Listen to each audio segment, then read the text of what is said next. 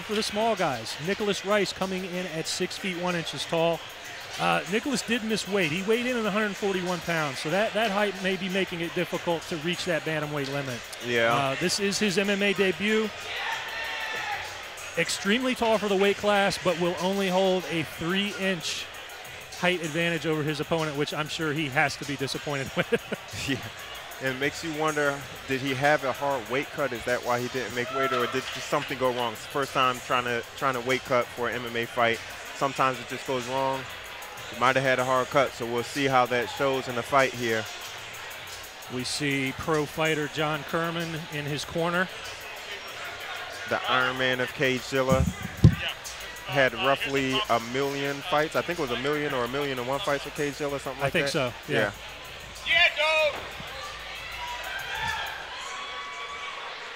This is the third Capital MMA and fitness fighter we've seen of 5 on the card tonight. Yeah. Nicholas Rice. That is a tall bantamweight. Jeez, man.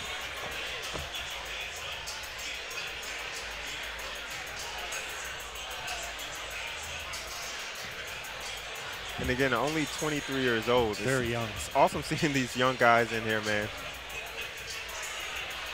So he's still growing too, man.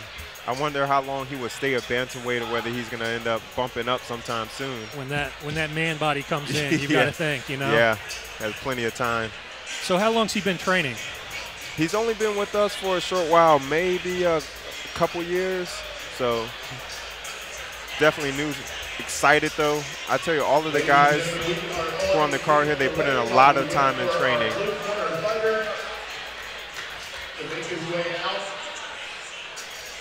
Should we tell Nicholas that his fight shorts are on inside out? I'll let you do that. I noticed that. I wasn't going to say anything. He's got that tag showing. That is a man that is worried about one and only thing, and that is tonight's fight. Yeah, man. Here we go. Making his way to the cage and fighting out of the blue corner, it's David Strohl. All right, Chad. So here comes maybe the second tallest bantamweight I've ever seen. Dave Strohl coming in at 5 feet 10 inches tall. Dave did make weight. Came in at 135.4 pounds. Training out of another very respected gym with Ryoma Academy up there in Frostburg. He is draped by pro fighters Brent Walter and one of the top amateurs in the Southeast right there behind him. Yeah, the Ryoma guys are solid, great coaches, man. Exciting team. Cody Matthews, his teammate, sorry to cut you off. Can definitely give the advice as this is Dave's MMA debut. He can give that advice as he has graced the CageZilla cage many times. Dave, a Brazilian Jiu-Jitsu blue belt. So pretty advanced in his ground game for a debuting fighter. Yeah, I mean the Ryoma guys, they have good jiu-jitsu. So. And as you mentioned earlier, regarding the state of Pennsylvania, which is where Strohl is from, we'll see how that wrestling is as well. Yeah, pretty sure he probably has at least a lot. I think that's a requirement if you're out of Pennsylvania or Ohio. Yeah. You have to take a class in wrestling. It's a baby bottle, a stroller, and a singlet, I think, from birth, right? Yeah, I think that's how it goes. Dave Strohl looking like missing the all-important mouthpiece. Oh, gotta have that. Definitely just ready to get in there and forgot one of the most important pieces of the gear. But he has his shorts right side out. He does.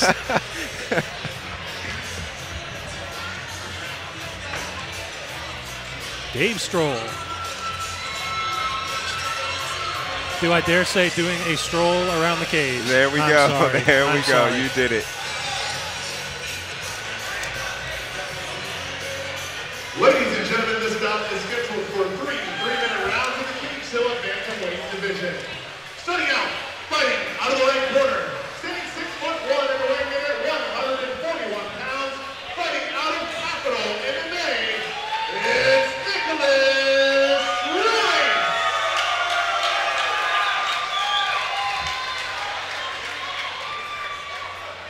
And his opponent, fighting out of the blue corner, standing 5'10" and weighing in at 135 pounds, fighting out of Ryoma Academy, it's David Strohl.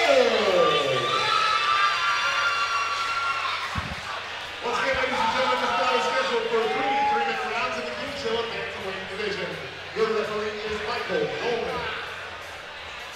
All right, Mike Dolman ready to kick us off for this bantamweight encounter. Nicholas Rice in the black compression shorts, David Strohl in the black shorts, black gloves, blue tape. So Chad, we think we know. Ooh. I don't know what that was, but it was loud. There was a hook and a kick thrown at the same time, and then somebody ended up on the ground. But guys, can we not start the fight until I get my headset on? Good grief, I keep missing all the good stuff. No. Well, Chris, while you were walking back, we saw a big inside leg kick from Rice that was countered with a right by Strohl, sending Rice back. And look at Strohl going for the head and arm choke. He has a triangle set up here. He doesn't have control of the posture. He's got to get control of the posture to be able to finish this, but there's an arm opening there too. Nick is leaving that arm hanging out because he wants to block those punches. He also needs to tighten up that ankle, bring it in. There's the posture, and he found the arm.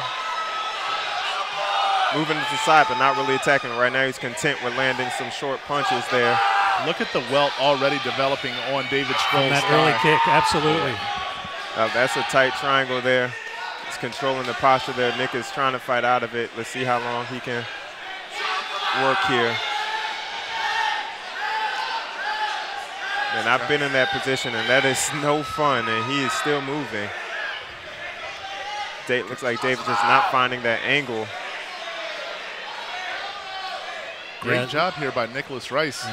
Well, if you look at Dave's left, his shin is going down Nick's back instead of straight across his neck. So he needs to kind of spin underneath of him like a top. He keeps rotating across his back instead of spinning underneath of him like a top to tighten that angle up. One of the best ways to get the guy to give you that position is by attacking that arm. There it is. He's threatening it, but then he keeps, giving up. So right there, he could finish the armbar with the triangle position of his legs. He's just got to adjust that angle. He's just not getting there fast enough. Nick is finding his little openings to adjust here. Rice doing a great job of rolling with him, though. Yeah. Keeping him out of that danger. He's got to find a way out of this position, though, because that zaps a lot of energy from you.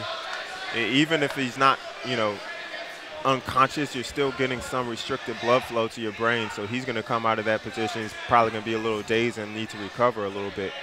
But also, Chad, David Strohl having this triangle attempt for this long now, he's wasting a lot of energy in those legs.